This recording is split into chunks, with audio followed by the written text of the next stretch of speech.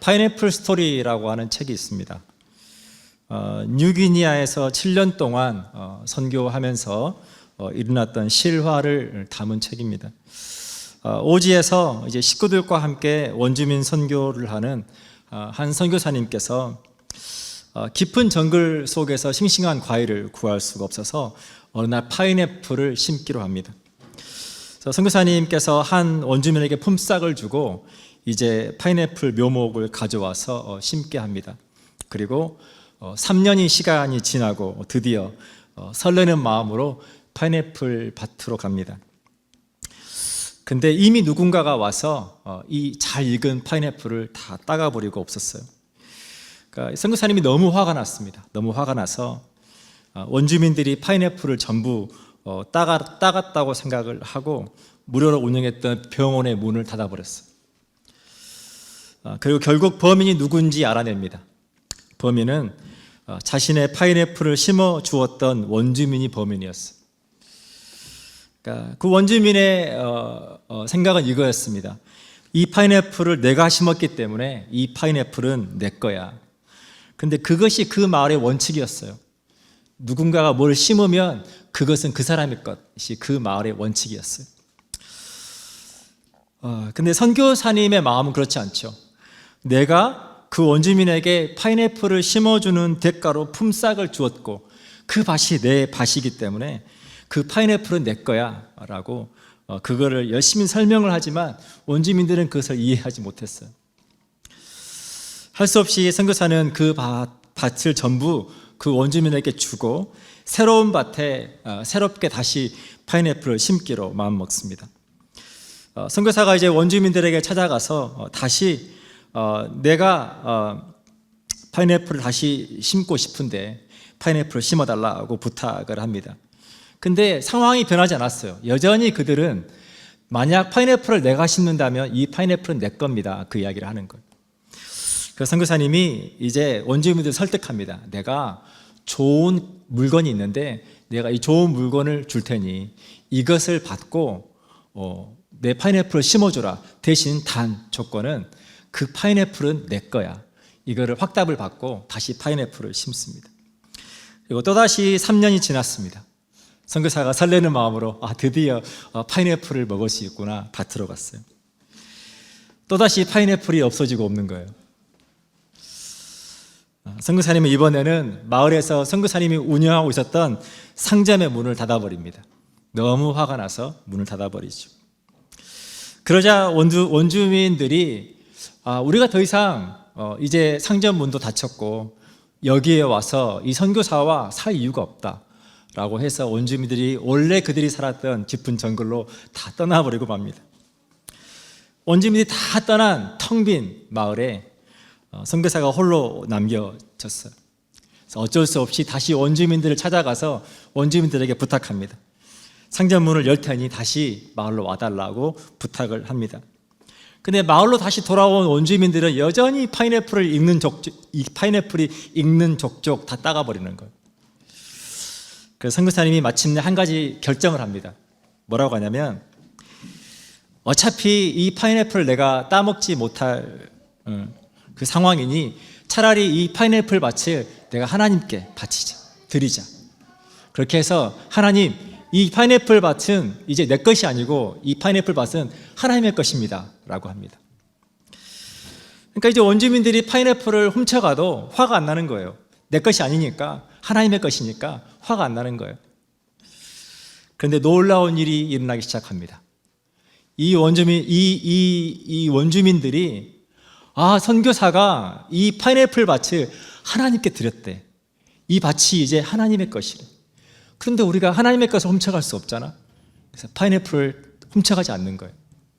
그래서 파인애플이 잘 익기 시작하고 선교사가 파인애플을 수확을 해서 원주민들과 함께 행복하게 나누어 먹었다 하는 이야기입니다. 사랑하는 여러분, 우리가 이 땅을 살아가면서 우리에게 이 파인애플 같은 것이 있어요.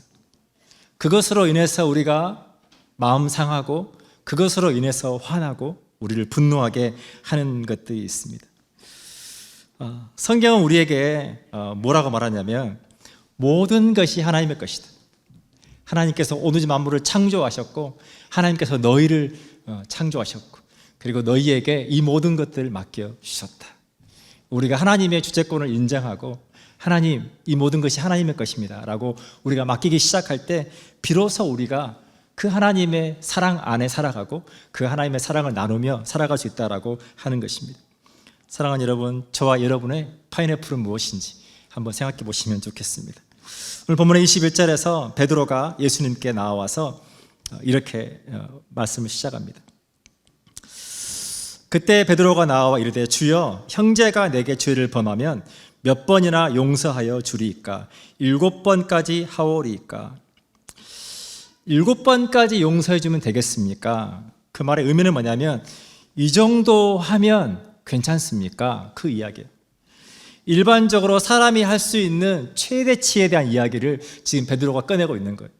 실은 우리가 누군가와 관계에서 화가 나고 우리가 용서할 수 없는 상황이 생길 때 실은 한 번도 용서하는 게 어렵잖아요. 그런데 베드로가 자기 나름 생각에서 이 정도 용서하면 예수님께서도 오케이 하시겠지라고 말하는 게 7번이에요. 실제로 성경에서 이 7이라고 하는 숫자가 완전수를 의미합니다. 그래서 사람이 할 수 있는 최대치에 대한 용서에 대한 이야기를 베드로가 하고 있는 거예요. 로마서 3장 20절에서 바울은 이렇게 우리에게 말해줍니다. 그러므로 율법의 행위로 그의 앞에 의롭다 하심을 얻을 육체가 없나니 율법으로는 죄를 깨달음이니라.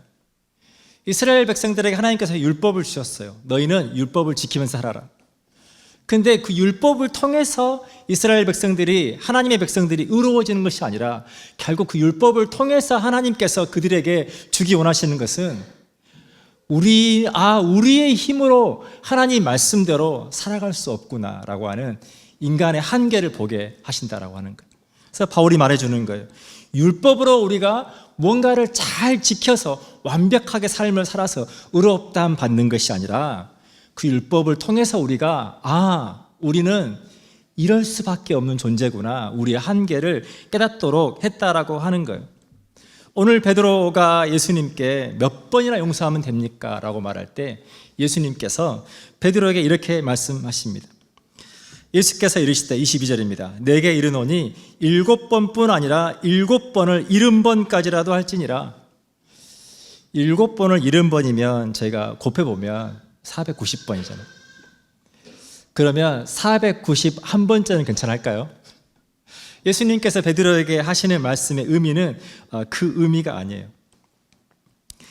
성경에서 우리에게 뭔가 말씀을 하실 때 우리가 할 수 없는 불가능한 것에 대한 이야기를 하고 있지 않습니다. 우리는 한 번도 용서하는 게 어려운데 예수님께서 7번뿐만 아니라 7번을 70번까지도 해라 라고 말하실 때 그 이유는 무엇이냐면 우리는 그렇게 누군가를 용서할 수 있다, 그 이야기를 하고 있다라고 하는 거예요. 제가 대학생 때 여름방학 때 아르바이트를 좀 하고 싶어서 제가 막노동을 했습니다. 그때는 좀 젊고 힘이 있었으니까 제가 아르바이트로 막노동을 했는데 첫날 작업 현장에 갔더니 첫날 하필 제게 맡겨진 역할이 뭐냐면 큰 망치, 바닥을 깨부수는 큰 망치를 가지고 그 집의 바닥을 다 까는, 콘크리트 바닥을 다 까는 역할을 제게 맡겨주신 거예요. 그래서 제가 한 번도 그런 일을 해본 적이 없으니까 이제 제 힘으로 그 무거운 망치를 들고 바닥을 깨기 시작합니다. 근데 바닥이 그렇게 안 깨지는 거예요. 제가 힘이 세 보이지도 않지만 바닥이 그렇게 안 깨지더라고요. 그랬더니 제 옆에서 오랫동안 그 일을 해오신 한 분이 제게 오셔서 망치를 달라고 하시더니 바닥은 그렇게 깨는 게 아니야. 그러면서 제게 그분이 설명을 해주시는 거예요. 그렇게 힘으로 때리면 바닥이 깨지지도 않거니와 다칠 수도 있고 금방 지친다. 그러면 이 일 못한다. 그러면서 요령이 필요하다는 거예요. 15도 각도로 중력을 이용해서 옆에서 이렇게 탁탁 쳐내면 마치 엿이 잘려 나가는 것처럼 이렇게 바닥이 탁탁탁탁 이렇게 깨져가는 거예요. 신기하더라고요. 시킨 대로 했더니 바닥이 너무 쉽게 착착착 이렇게 깨지는 거예요. 사랑하는 여러분, 우리의 힘으로 누군가를 용서하는 데는 한계가 있습니다. 때로는 우리가 우리 스스로 내 자신조차 용서를 못할 때가 얼마나 많습니까? 그것 때문에 괴로워할 때가 있잖아요. 근데 성경은 아니라는 거예요. 우리가 용서할 수 있다는 거예요. 용서하는 삶을 살아야 된다고 하는 거예요. 오늘 성경에서 말하는 전체적인 주제는 용서에 대한 이야기입니다. 베드로전서 4장 8절로 10절은 우리에게 이렇게 말해줍니다. 무엇보다도 뜨겁게 서로 사랑할지니 사랑은 허다한 죄를 덮느니라. 서로 대접하기를 원망 없이 하고 각각 은사를 받은 대로 하나님의 여러 가지 은혜를 맡은 선한 청지기 같이 서로 봉사하라. 여기 말씀의 중요한 단어는 뭐냐면 하나님의 여러 가지 은혜를 맡은 선한 청지기 같이 서로 봉사해라. 조금 전에 나누었던 그 선교사가 이 파인애플은 내 거야. 아무리 본인이 그걸 주장해도 그 원주민들이 이해를 하지 못하고 계속 훔쳐가는 상황이 발생할 때 그것으로 인해서 화가 나고 모든 선교하러 와 있는데 그 파인애플 때문에 원주민들이 다 떠나가 버리는 그 상황을 만나고 있지 않습니까? 근데 우리가 우리의 삶 가운데 내 삶이 내 거라고 생각하고 내 거라고 주장할 때 우리는 그것으로 인해서 똑같이 그 선교사와 같이 정작 중요한 것을 보지 못하고 우리가 하나님께서 우리에게 주신 축복을 누리지 못하고 그것으로 인해서 모든 관계가 깨어지고 그 아픔 속에 살아갈 때가 많다라고 하는 겁니다. 우리는 하나님께 우리의 모든 삶을 맡은 바 된 청직이라고 하는 거예요. 우리가 부모입니다. 여러분이 부모라면 하나님께서 저와 여러분에게 여러분의 자녀를 맡겨주셨다라고 하는 거예요. 여러분의 소유가 아닙니다. 우리의 삶, 우리의 직장, 우리의 사업, 내 삶, 모든 것들이 하나님께서 우리에게 선물로 맡겨주신 삶이라고 하는 거예요. 오늘 본문의 23절부터 예수님께서 베드로에게 이야기 하나를 들려주십니다. 그러므로 천국은 그 종들과 결산하려 하던 어떤 임금과 같으니 결산할 때에 10,000달란트 빚진 자 하나를 데려오매 갚을 것이 없는지라 주인이 명하여 그 몸과 아내와 자식들과 모든 소유를 다 팔아 갚게 하라 하니 그 종이 엎드려 절하며 이르되 내게 참으소서 다 갚으리이다 하거늘 그 종의 주인이 불쌍히 여겨 놓아 보내며 그 빚을 탕감하여 주었더니 10,000달란트 빚진 자에 대한 이야기를 예수님께서 들려주십니다. 예수님 당시에 10,000달란트 정도의 금액은 당시 로마가 시저와 폼페이우스가 제국의 영토를 2배나 확장합니다. 2배나 확장하고 그들이 정복했던 모든 나라로부터 세금을 거두어 들이기 시작합니다. 그 세금의 양은 뭐냐면 수확물의 절반가량을 세금으로 바치게 하고 당시에 그 세금을 금이나 은으로 저울에 달아서 그들이 거두어 들였는데 그때 사용했던 그 무게 단위가 달란트입니다. 오늘 본문에 10,000달란트라고 나오죠. 당시 로마 제국이 그들이 정복했던 모든 나라, 그 모든 나라 전역에서 그들이 세금을 거두어 드릴 때 그 세금이 많을 때가 10,000달란트예요. 그러니까 여러분 얼마나 큰 액수겠습니까? 그래서 그 시절에 일반인으로서는 도저히 소유할 수 없는 어마어마한 재물이었고 제국을 다스리는 황제 외에는 그 누구도 소유할 수 없는 큰 재산이었다라고 하는 겁니다. 근데 그렇게 큰 10,000달란트의 빚을 그러면 그 주인이 왜 용서해 주었을까? 물론 오늘 성경에 불쌍히 여겨서 용서해 주었다라고 되어 있습니다. 그렇다면 여러분 뭐가 불쌍할까요? 오늘 말씀을 조금 묵상해 보면 이 주인과 종의 관계는 좋지 않아요. 분명한 것은 종이 주인에게 단지 돈이 아니라 뭔가 큰 죄를 지었다는 걸 제가 생각해 볼 수 있어요. 왜냐하면 빚을 갚으라고 할 때 어떻게 말하고 25절입니다. 주인이 명하여 그 몸과 아내와 자식들과 모든 소유를 다 팔아 갚게 하라. 만약 그 종이 소중한 종이었다면 적어도 가족을 팔아라라고 하는 말을 하지 않았을 거예요. 근데 가족까지 팔아서 네 자식까지 팔아서 돈을 갚으라고 할 때는 단지 이건 돈 얘기가 아니에요. 그 사람이 뭔가 큰 잘못을 한 거죠. 그런데 그 10,000달란트 빚진 자의 빚을 탕감해 줍니다. 왜냐하면 그가 잃어버린 존귀함, 그 존귀함을 다시 회복시켜주기 원하고 그가 불쌍하기 때문에 그렇다라고 하는 거예요. 사랑하는 여러분, 그가 10,000달란트 빚졌다라고 하는 그 말의 의미 안에 많은 것들을 생각해 볼 수 있습니다. 평범한 사람이, 아무 책임이 없는 사람이 여러분 그 큰 빚을 질 수 있겠어요? 그 전에 이 종은 정말 주인에게 굉장히 존귀하고 많은 책임을 맡겨줄 만큼 큰 역할을 감당했던 사람이었을 거예요. 그렇게 큰 역할을 감당할 만큼 신뢰를 받고 있었고 그 일을 잘했던 사람이에요. 근데 어떤 일을 통해서 그가 모든 것들에 오히려 빚이 지게 되는 상황을 제가 보게 됩니다. 이 주인이 다시 그가 잃어버렸던 그 존귀함을 회복시켜 주기를 원했다라고 하는 겁니다. 사랑하는 여러분, 우리가 누군가를 용서해 준다라고 하는 것은 그 사람이 잃어버린 그 존귀함, 그것을 회복시켜주는 그 마음으로부터 시작된다는 것을 여러분 기억하시면 좋겠습니다. 잠언 14장 31절은 우리에게 이렇게 말해줍니다.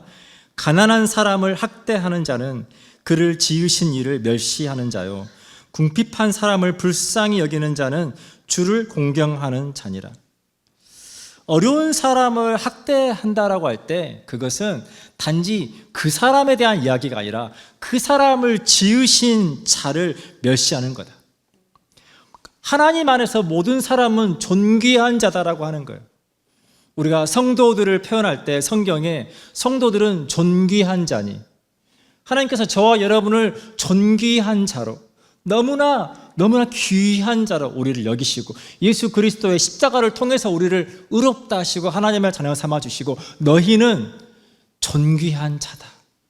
우리가 잃어버렸던 우리의 소중함을 회복시켜 주신 것처럼 하나님은 우리의 모든 관계 속에서 여러 가지 삶의 일들로 인해서 깨어진, 잃어버린 그 존귀함을 회복하기를 원하신다라고 하는 것입니다. 그러면서 말하기를 궁핍한 사람을 불쌍히 여기는 자는 주를 공경하는 자니라. 그 사람을 귀한 자로 여겨주는 것, 그것이 곧 하나님을 우리가 공경하는 것이라고 하는 거예요. 그래서 잠언 19장 17절은 우리가 이렇게 말해줍니다. 가난한 자를 불쌍히 여기는 것은 여호와께 구워드리는 것이니 그의 선행을 그에게 갚아 주시리라. 가난한 자를 불쌍히 여기는 것, 누군가 어려움 가운데 있는 그 사람을, 우리가 때로는 용서할 수 없는 그 사람을 우리가 용서하고 사랑으로 대해준다라고 하는 것은 그 사람을 창조하신 하나님을 우리가 공경하는 의미이기 때문에 하나님께서 그 선행을 갚아주시겠다 약속하고 있다라고 하는 것입니다. 오늘 본문의 28절부터 전혀 다른 상황이, 이야기가 전개가 됩니다. 여러분, 역지사지라고 하는 사자성어를 아실 거예요. 역지사지, 그 의미의 뜻은 뭐냐면 처지를 바꾸어서 생각해 보는 거예요. 내가 저 사람의 입장이 되어 보는 거죠. 우리가 관계 속에서 그건 굉장히 중요합니다. 누군가를 이해할 때 굉장히 중요합니다. 제가 한국에서 난민 선교를 할 때, 또 아프리카 유학생 선교를 할 때 때로는 정말 너무 가난하고 너무 어려운 친구들을 만나요. 그러면 그냥 하루하루 먹지 못할 정도로 어려운 친구들이 있어요. 그래서 그 친구들을 데리고 가서 마트에 데리고 가서 네가 필요한 것들 좀 사라. 내가 페이할 테니까 네가 필요한 걸 사. 그렇게 해서 마트에 데려가서 물건을 사게 할 때가 있었습니다. 저는 제가 그게 굉장히 잘한 행동이라고 생각을 했어요. 근데 제가 이제 캐나다에 와서 처음 정착할 때 저희가 비슷한 상황에 놓일 때가 있었어요. 너무나 어려울 때가 있었어요. 그랬더니 집사님 한 분이 목사님 함께 월마트 가시죠. 그렇게 해서 월마트를 가서 목사님 필요한 대로 사십시오. 제가 페이하겠습니다. 그때 깨달았어요. 이게 얼마나 불편한 상황인지. 물건을 살 수가 없는 거예요. 필요한 물건들이 있어도 그 옆에 계신 그분이 있으니까 내가 필요한 거를 살 수가 없는 거예요. 그때 깨달았어요. 이게 너무 어려운 거구나. 그래서 제가 그 다음부터 제가 원주민 선교하면서 원주민들을 도울 때는 그냥 차라리 상품권을 줍니다. 액수가 얼마든지 제가 할 수 있는 만큼 상품권을 주고 당신이 필요한 걸 사라라고 합니다. 우리가 입장을 바꿔보면 그때야 비로소 상대방의 그 마음이 이해가 될 때가 있다라고 하는 거예요. 오늘 이제 이 10,000달란트의 빚을 탕감받은 이 사람이 너무 기쁜 마음으로 나오다가 길을 가다가 자기에게 100데나리온 빚진 사람을 만나게 됩니다. 오늘 그 이야기가 28절부터 나옵니다. 그 종이 나가서 자기에게 100데나리온 빚진 동료 한 사람을 만나 붙들어 목을 잡고 이르되 빚을 갚으라 하매 그 동료가 엎드려 간구하 이르되 나에게 참아 주소서 갚으리이다 하되 허락하지 아니하고 이에 가서 그가 빚을 갚도록 옥에 가두거늘. 자기는 지금 10,000달란트 빚을 탕감받았는데 자기에게 100데나리온 빚진 사람을 그 사람의 요청을 거절합니다. 그리고 옥에다 가두어 버려요. 여러분 500데나리온도 결코 100데나리온도 결코 적은 돈은 아닙니다. 100데나리온의 가치는 당시 노동자가 몇 달을 일을 해야 받을 수 있는 약 한 3개월은 일을 해야 받을 수 있는 월급이었어요. 그러니까 적은 돈은 아니죠. 그런데 지금 조금 전에 그가 10,000달란트 탕감받은 것에 비하면 그거는 정말 아무것도 아닌 거죠. 예수님께서 이 말씀을 해주시면서 35절에 너희가 각각 마음으로부터 형제를 용서하지 아니하면 나의 하늘 아버지께서도 너희에게 이와 같이 하시리라. 지금 이 상황을 옆에서 보고 있던 다른 동료들이 그 주인에게 가서 일러 바친 거예요. 아니 당신이 10,000달란트를 탕감해 줬는데 이 사람이 자기에게 100데나리온 빚진 사람의 죄를 용서해 주지 않고 옥에다 가두었습니다. 그러니까 주인이 너무 화가 나서 내가 너에게 어떻게 했는데 다시 옥에다가 가둬버리는 거죠. 예수님께서 이 이야기를 통해서 우리가 받은 용서, 우리가 하나님께 받은 용서, 우리가 그 용서를 받았다면 마땅히 우리가 이 땅을 살아간 날 동안 그 사랑으로 그 용서로 누군가를 용서하는 것이 마땅하다, 그 이야기를 해주고 있다라고 하는 것입니다. 사랑하는 여러분, 우리가 가정도 싸울 때가 있죠. 국가도 싸울 때가 있죠. 근데 우리가 배워가는 것은 무엇이냐면 싸워서 얻어지는 것이 없다는 것을 배워가야만 하는 거죠. 관계가 꼬이면 하나님의 사랑이 흐를 수가 없습니다. 우리가 누군가를 용서하기 싫어하고 용서하지 않을 때 여러분 우리가 기억할 것은 무엇이냐면 하나님은 우리를 통해 하나님의 사랑이 누군가에게 흘러가길 원하시는데 그 하나님의 사랑이 막혀서 더 이상 흘러가지 못하는 것을 경험하게 됩니다. 우리가 꽃에 화단에 물을 주다 보면 호수로 물을 주다 보면 꼬일 때가 있잖아요. 꼬이면 여러분 어떻게 됩니까? 압력이 높아지고 물이 나오지 않죠. 그것과 똑같다는 것을 우리가 경험하게 됩니다.